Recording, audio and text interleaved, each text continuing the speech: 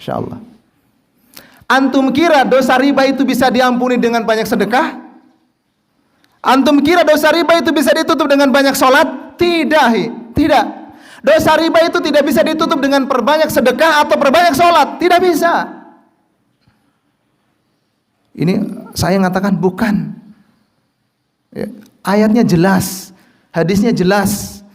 Dalam hadis riwayat Tabrani ya, dalam Sunan Tabrani dan Sunan Tirmizi, Rasul katakan, harta dari hasil riba itu apabila disedekahkan maka akan ditolak oleh Allah Azza wa Jalla, apabila disimpan maka tidak ada keberkahan di dalamnya, dan apabila engkau meninggal maka harta tersebut mempercepat engkau masuk ke dalam nerakanya Allah Azza wa Jalla.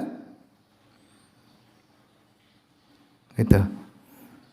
Dalam surah Al-Baqarah ayat 277 atau 78 Allah katakan, ya ayyuhalladzina amanu taqullah wa daru ma baqiya min riba in kuntum mu'minin fa illam taf'alu. Dan kalau engkau tidak meninggalkan itu gitu kan, dengan alasan wah ini kan nanti bisa kita tutup dengan sedekah, nanti kita bisa tutup dengan salat, fa'dzanu, kabarkan kepada mereka biharbi minallahi wa rasulih, satu-satunya dosa yang dimaklumkan perang oleh Allah cuma dosa riba. Dosa yang lainnya enggak ada.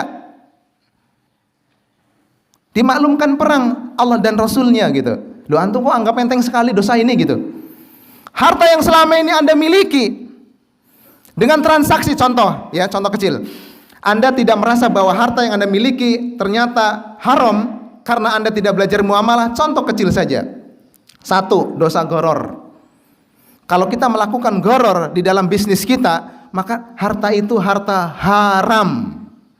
Goror itu transaksi yang tidak jelas, baik goror di akad, goror di objek akad, maupun garar di tempo atau tenor waktu pembayaran.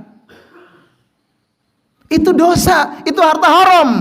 Dan kadang kita tidak mau koreksi, kita tidak mau melihat, oh ini kayaknya nggak boleh, tapi kita hantam rata saja. Padahal itu harta haram yang kita miliki. Nah selama ini kita memberi makan istri kita, memberi makan anak kita, memberi makan keluarga kita dengan harta haram. Bagaimana akan tercipta keluarga yang sakinah, mawaddah warahmah? Contoh kisahnya dalam Ihwa ini. Dia pinjam akhirnya di bank konvensional. Setelah dia meminjam uang di bank konvensional, maka Allah memberikan istidraj kepada dia. Dengan cara apa? Bisnisnya lancar, bisa tambah mobil 1 ya, beli motor lagi, dia tambah modal lagi barangnya, maju bisnisnya. Allah berikan istidraj kepada Ihwa ini, Allah berikan istidraj kepada bapak ini. Sang ibu kemudian bercerita,